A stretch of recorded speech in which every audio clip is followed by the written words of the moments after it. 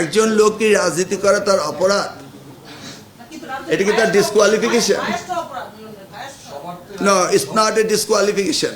আমি প্রত্যেকটা ভিসি তাদের ক্রেডেনশিয়াল চেক করেছি, করে তার সাইটেশন, কোটেশন, তার গুগল সার্চ, তার পিএইচডি, পোস্ট ডক, এমফিল সবগুলিকে ক্যাটাগরি করে যারা হাইস্ট পারফরমেন্স করেছে সেই হাইস্ট পারফর্মারকেই আমি বিশ্ববিদ্যালয় অনুযায়ী দিয়েছি। আই হ্যাভ দ্য রেকর্ড, আপনি চাইলে আমি দেখাতে পারবো, আমার সেই ওয়ার্কশিট রয়েছে।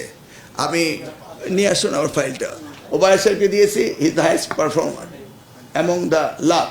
সো আমরা শিক্ষাগত যোগ্যতাকে সবচেয়ে বেশি গুরুত্ব দিয়েছি। কোনটা? তার এটা পার্সোনাল উইশ। কে রাজনীতি করবে কি করবে না তার পার্সোনাল উইশ।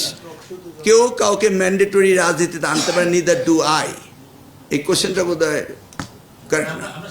এটা পার্সোনাল বিষয়, এটা নিয়ে তো আমাকে কোশ্চেন করার কোনো কারণ নেই। It's a personal matter. হ্যাঁ, রাজনীতি আপনিও করেন না, শিক্ষক সবাই তো করেন।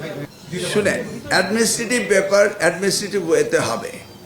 আমরা কি কোনো অফিসারকে কেন পাল্টাবো না, এটা অ্যাডমিনিস্ট্রেটিভ ব্যাপারই থাকুক না। না না, এটা তো অ্যাডমিনিস্ট্রেটিভ।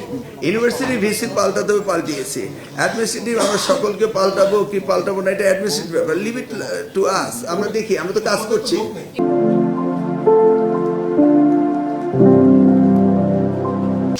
আমরা তো কাজ করছি তো, লোক আস্তে আস্তে হবে, একসাথেই সব চাচ্ছে না। আল্লাহ, থ্যাংক ইউ। শুনে, lottery is not a solution, absolutely. আপনি মেধাকে কোন ব্যারোমিটারে জাস্ট